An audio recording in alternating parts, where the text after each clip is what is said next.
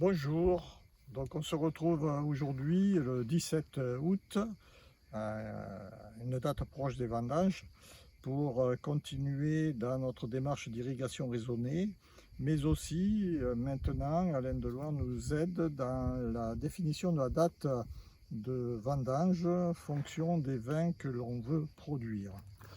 Donc à cette date, vous pouvez voir que la vigne a été maintenue dans un état très satisfaisant. Les feuilles sont vertes, les raisins sont bien développés et ce syrah a été maintenu en bonne santé avec une quantité d'eau qui a été calculée le juste nécessaire qu'à nécessaire. Donc pour ça on a fait des essais, vous avez vu les précédentes vidéos et Alain nous aide beaucoup dans cette démarche. Donc maintenant je laisse la parole à Alain qui va vous en dire un peu plus sur cet aspect maintenant définition de la date de vendage. Bonjour, et comme vous le disiez Pierre, on est à nouveau dans les Côtes-du-Rhône méridionales, donc dans la zone de Chusclan, pour nos essais calibration de l'irrigation raisonnée de la vigne, de l'irrigation d'appoint, de l'irrigation de conservation. Et vous observez ici, nous sommes dans une vigne de Grenache blanc. Tout à l'heure nous étions dans une vigne de Syrah, une vigne de Grenache blanc qui a été irriguée donc de façon précise, où nous avons apporté l'eau en fonction des vrais besoins de la vigne et en fonction des stades phénologiques. Vous voyez donc sur cette vigne la qualité du feuillage. Vous voyez aussi la qualité des grappes. Et l'irrigation a été gérée de telle manière que nous n'avons pas induit trop de vigueur, puisque les apex à ce stade, et c'est bien normal, ont arrêté de se développer. Et il y a très peu d'entrecœurs, avec les entrecœurs qu'on appelle rameaux secondaires, c'est la variable d'ajustement de la vigne quand il y a de la vigueur. Donc je pense que la gestion de l'irrigation a été faite de manière à avoir le feuillage qu'il faut pour le nombre de grappes qu'il faut. Mais je ne développe pas plus parce qu'à la fin de la vidéo, nous vous montrerons donc des graphes avec quelques résultats, par exemple sur l'état hydrique de la vigne, mesuré avec les potentiels hydriques foliaires, sur le volume des baies et quelques informations sur la maturation du raisin. Et si ce n'est pas à la fin de cette vidéo, ça fera l'objet d'une autre communication ultérieurement. On voulait aussi partager avec vous le fait qu'en parallèle à la gestion, calibration d'irrigation de la vigne, nous travaillons sur les dates de vendange en fonction du profil aromatique des vins. En effet, puisque nous suivons l'accumulation de sucre dans la baie, l'accumulation de sucre par baie et le volume du fruit, nous pouvons donc appliquer la méthode que nous avons développée depuis 15 ans, notamment par exemple en relation avec la société Vivelis. C'est une méthode qui est utilisée par ceux qui veulent bien l'utiliser dans beaucoup de régions viticoles. Et bien, cette méthode nous permet de prédire deux stades très importants de la maturité du raisin, le stade que nous appelons fruit frais et le stade qui suit qui est fruit mûr. Et cette méthode permet donc de prédire ces stades de maturité du raisin en fonction d'un profil produit, un profil aromatique du vin possible, potentiel. Et donc la calibration de cette méthode aussi nous permettra l'année prochaine, par exemple, d'indiquer aux vignerons quand il faut aller dans les vignes pour déguster les baies, faire des mesures, etc., aux périodes fruits frais ou aux périodes fruits mûrs. Donc ça permet de mieux organiser à la fois le chantier de mesure, mais aussi les chantiers de vendange. Bien sûr, nous vous tiendrons informés des résultats que nous aurons obtenus sur ce travail de recherche date de vendange et profil produit. Merci de votre attention. Nous allons maintenant partager quelques-uns de nos résultats dans le cadre de l'essai irrigation entrepris donc dans les Côtes-du-Rhône méridionales sur le territoire de Chusclan dans le cadre du projet Azaï T3C. Donc la photo de gauche nous montre un vignoble de Syrah en août 2022, ce vignoble ayant subi un stress hydrique depuis la floraison-nouaison, et on voit bien dans quel état les vignes terminent, à savoir presque plus de feuilles et très peu de rendement, 10 hecto-hectares et des raisins flétris, donc bien sûr un vin de qualité médiocre.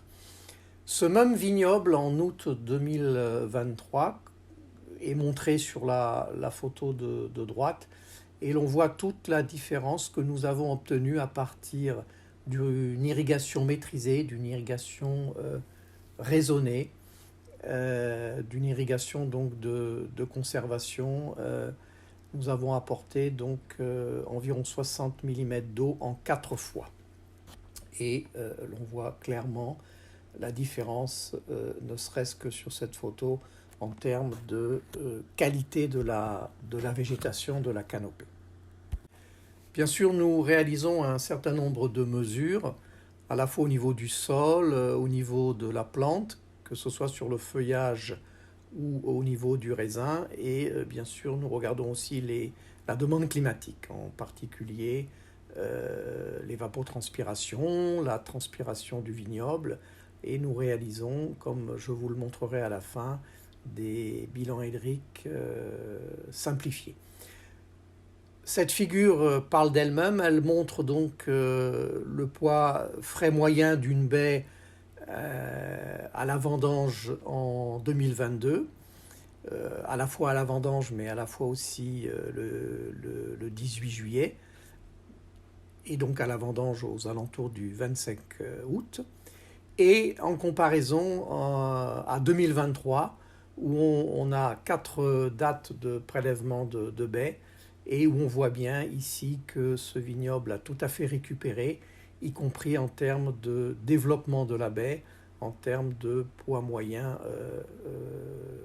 de la baie. Et donc nous avons commencé nos mesures le 26 juin. Le premier histogramme, le premier bâton de l'histogramme jaune, c'est la date du 26 juin. Ensuite, on voit bien que la baie se développe normalement, mesure au 27 juillet. Au 27 juillet, nous étions à peu près à mi-véraison, avec une valeur de Brix de 11,5 et une quantité d'acide malique de 15,5 grammes par litre. La baie, bien normalement, continue à grossir puisqu'elle rentre du sucre et de l'eau.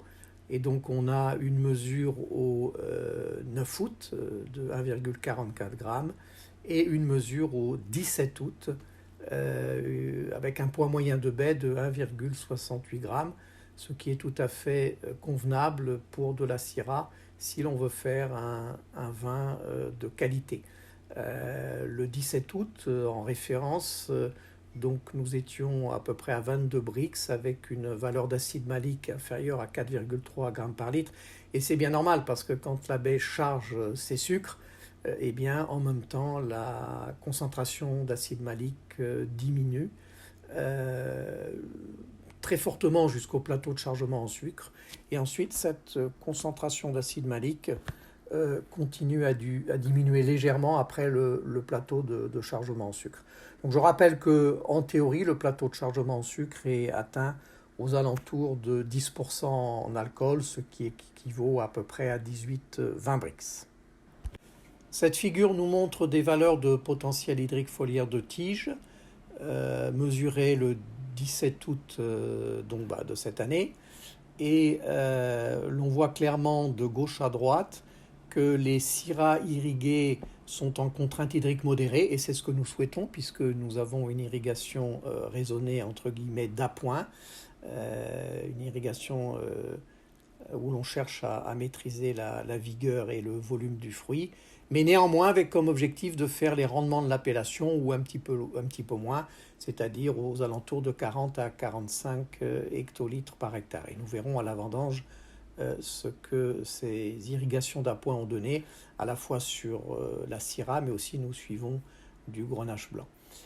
Non pas à titre de témoin, mais à titre comparatif, nous avons fait les potentiels hydriques foliaires de tige sur une Syrah, qui est un vignoble qui est juste à côté. Ce sont des vignes un peu plus vieilles, et l'on voit que ces vignes qui, elles, ne sont pas irriguées, sont rentrées depuis quelques jours dans la zone rouge du stress hydrique. Et on le voit au vignoble, puisque ces vignes sont en train de perdre leurs feuilles, et les raisins, qui sont aux alentours de 21 Brix, commencent à flétrir.